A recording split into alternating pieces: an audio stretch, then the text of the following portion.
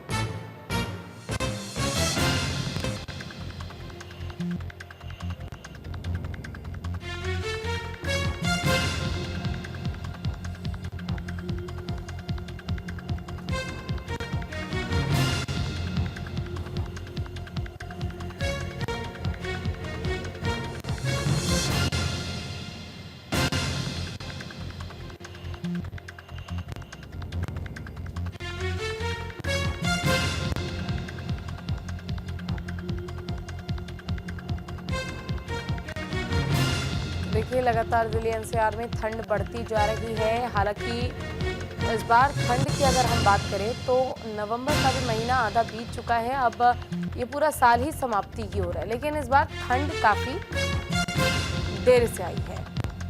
Delhi NCR में ठंड अभी भी उतनी ज्यादा नहीं है कि लोग कांपने लगे, वरना हर साल आप इसी महीने की तस्वीर देखते होंगे तो याद होगा आपको, अलाव जलाकर लोग आग का सहारा लेते थे। इतना ही नहीं, लोगों की ओर से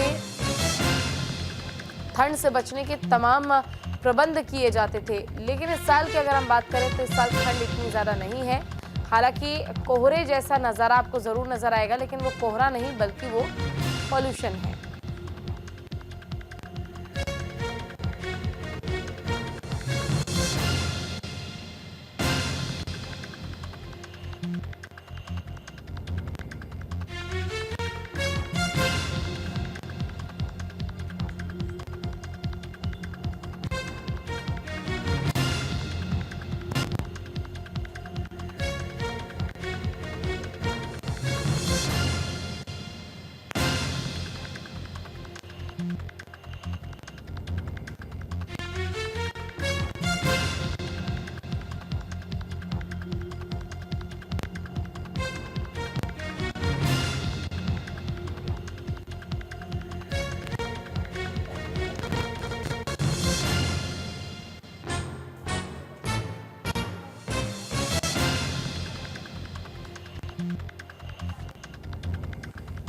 चलिए, इसी पर ज्यादा जानकारी के लिए हमारे साथ हमारी सहयोगी भावना सिसोदिया सीधे जुड़ गई हैं लाइव।